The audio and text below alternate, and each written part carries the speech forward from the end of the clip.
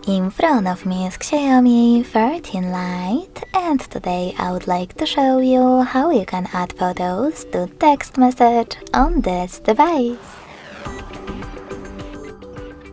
First of all, open Messages app and tap on one of your chats.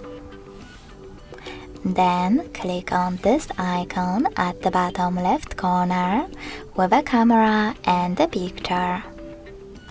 Following that, you can click on your photos here or select Gallery and hold the chosen ones.